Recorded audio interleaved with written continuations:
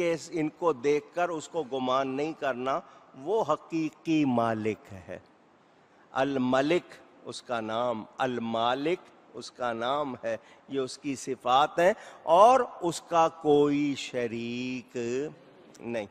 اس نے بیٹا اختیار نہیں کیا، اس کی کوئی اولاد نہیں ہے، اور کوئی بھی کسی طرح بھی اس کا شریک، اونچی کہیے گا، نہیں، ساجی، ہمسر، برابر، پارٹنر، ایسوسییٹر نہیں ہے۔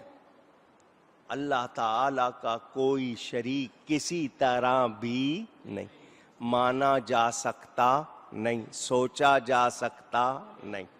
جب ہم اتنی بات کہہ دیں پھر اس کے بعد بھی اگر کوئی ہم پر الزام لگائے تو پھر وہ ظالم ہے، وہ ظلم کرتا ہے۔ ہم واضح طور پر کہہ رہے ہیں اللہ تعالیٰ کے حوالے سے کسی طرح بھی یہ بات نہیں کی جا سکتی کہ کوئی کسی طرح اس کا شریک مانا جائے، سوچا جائے، ایسی بات نہیں ہو سکتی۔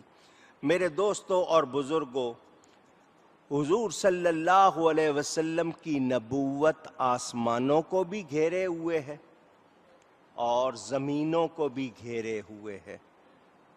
میں سمجھنے کے لیے کہہ دوں، رب کی بادشاہت میں نبی پاک کائنات میں اس طرح جیسے وزیر اعظم ہوتا ہے۔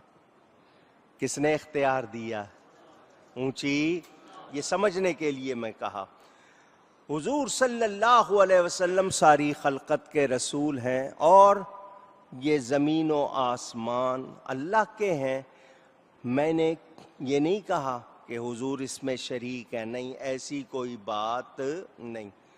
وہ بت پرست عرب کے ہوں یا کہیں اور کے جو یہ کہتے تھے کہ نہیں اللہ کی اولاد ہے، فرشتوں کو بیٹیاں کہتے تھے، یا بتوں کو، یا جن لوگوں نے حضرت عیسیٰ یا حضرت عزیر کو خدا کا بیٹا کہہ لیا، یہ سب کا رد ہو گیا کہ اللہ تعالیٰ کے لیے کوئی بیٹا، کوئی بیٹی، کوئی اولاد ماننا مومن کا کام اونچی نہیں، کوئی بھی اس کا کسی طرح شریک نہیں۔